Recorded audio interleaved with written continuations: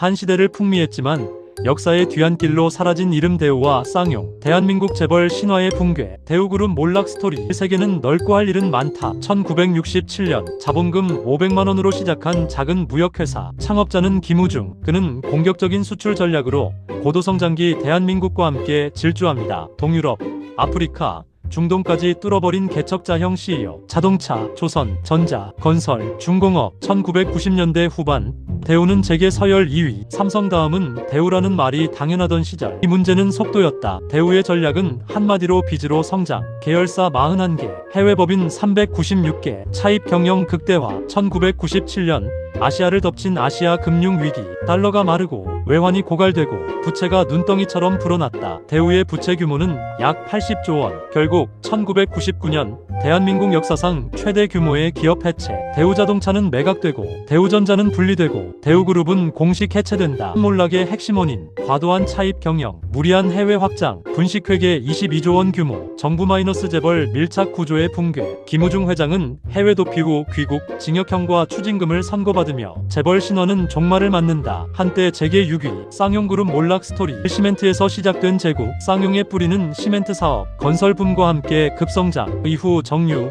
무역, 건설, 자동차로 확장. 특히 1998년 인수한 쌍용자동차 SUV 명가로 자리 잡으며 무쏘, 코란도는 국민차 반열에 오른다. 이 결정적 한 수 무리한 인수. 쌍용은 1990년대 중반 한 번에 판을 키우려 한다. 바로 정유사 인수, 그리고 자동차 사업 대규모 투자. 하지만 외환위기 직격탄, 금융권 구조조정이 시작되며 쌍용 역시 유동성 위기에 빠진다. 결국 1999년 그룹 해체 수순. 쌍용자동차는 이후 대우 상하 2차 마힌드라를 거치며 수차례 구조조정을 겪는다. 2022년에는 KG그룹에 인수되며 KG모빌리티로 이름을 바꾸게 된다. 역사적 의미. 대우와 쌍용의 붕괴는 단순한 기업 실패가 아니었다. 한국 재벌 구조 개편의 시작, 금융 투명성 강화, 구조조정 시스템 도입, 문어발 확장 시대의 종말. 이 사건 이후 한국 대기업들은 현금 흐름과 재무 건전성을 중시하는 방향으로 변화한다. 한때 세계는 넓고 할 일은 많다고 외치던 대우, SUV 신화를 만들었던 쌍용. 그러나 성공보다 무서운 건 속도였고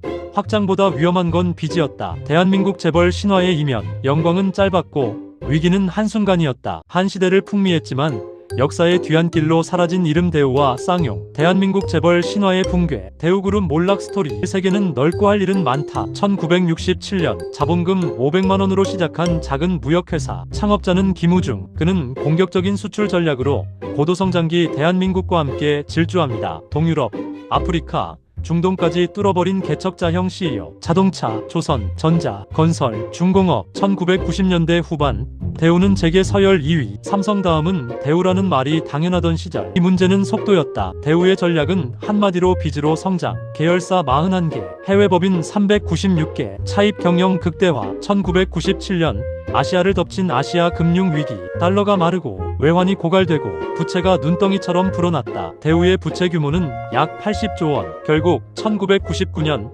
대한민국 역사상 최대 규모의 기업 해체. 대우자동차는 매각되고 대우전자는 분리되고 대우그룹은 공식 해체된다. 몰락의 핵심 원인, 과도한 차입 경영, 무리한 해외 확장, 분식회계 22조 원 규모, 정부 마이너스 재벌 밀착 구조의 붕괴. 김우중 회장은 해외 도피 후 귀국, 징역형과 추징금을 선고받으며 재벌 신화는 종말을 맞는다. 한때 재계 6위, 쌍용그룹 몰락 스토리. 시멘트에서 시작된 제국, 쌍용의 뿌리는 시멘트 사업, 건설붐과 함께 급성장. 이후 정유, 무역, 건설, 자동차로 확장. 특히 1998년 인수한 쌍용자동차 SUV 명가로 자리 잡으며 무쏘, 코란도는 국민차 반열에 오른다. 이 결정적 한 수 무리한 인수. 쌍용은 1990년대 중반 한 번에 판을 키우려 한다. 바로 정유사 인수, 그리고 자동차 사업 대규모 투자. 하지만 외환위기 직격탄, 금융권 구조조정이 시작되며 쌍용 역시 유동성 위기에 빠진다. 결국 1999년 그룹 해체 수순. 쌍용자동차는 이후 대우 상하 2차 마힌드라를 거치며 수차례 구조조정을 겪는다. 2022년에는 KG그룹에 인수되며 KG모빌리티로 이름을 바꾸게 된다. 역사적 의미. 대우와 쌍용의 붕괴는 단순한 기업 실패가 아니었다. 한국 재벌 구조 개편의 시작, 금융 투명성 강화, 구조조정 시스템 도입, 문어발 확장 시대의 종말. 이 사건 이후 한국 대기업들은 현금 흐름과 재무 건전성을 중시하는 방향으로 변화한다. 한때 세계는 넓고 할 일은 많다고 외치던 대우, SUV 신화를 만들었던 쌍용. 쌍용. 그러나 성공보다 무서운 건 속도였고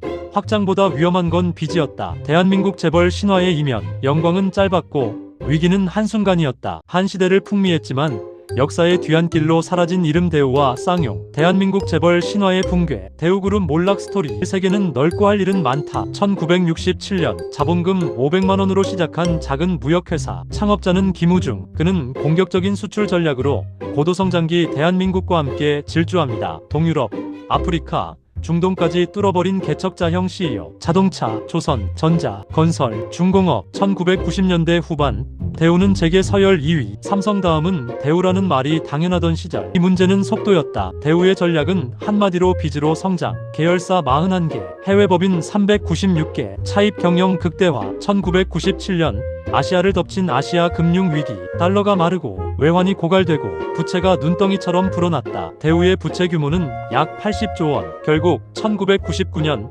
대한민국 역사상 최대 규모의 기업 해체. 대우자동차는 매각되고 대우전자는 분리되고 대우그룹은 공식 해체된다. 몰락의 핵심 원인, 과도한 차입 경영, 무리한 해외 확장, 분식회계 22조 원 규모, 정부 마이너스 재벌 밀착 구조의 붕괴. 김우중 회장은 해외 도피 후 귀국, 징역형과 추징금을 선고받으며 재벌 신화는 종말을 맞는다. 한때 재계 6위, 쌍용그룹 몰락 스토리. 시멘트에서 시작된 제국. 쌍용의 뿌리는 시멘트 사업, 건설 붐과 함께 급성장. 이후 정유, 무역, 건설, 자동차로 확장. 특히 1998년 인수한 쌍용자동차 SUV 명가로 자리 잡으며 무쏘, 코란도는 국민차 반열에 오른다. 이 결정적 한 수 무리한 인수. 쌍용은 1990년대 중반 한 번에 판을 키우려 한다. 바로 정유사 인수, 그리고 자동차 사업 대규모 투자. 하지만 외환위기 직격탄, 금융권 구조조정이 시작되며 쌍용 역시 유동성 위기에 빠진다. 결국 1999년 그룹 해체 수순. 쌍용자동차는 이후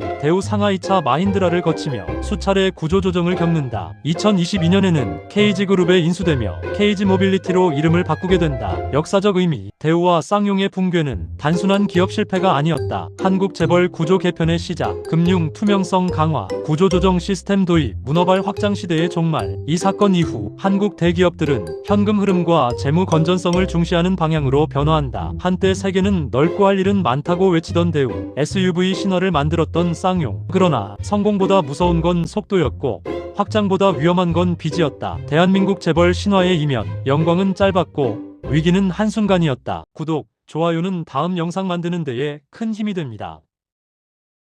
시청 후 링크를 눌러 쿠팡에서 쇼핑도 편하게 해보세요.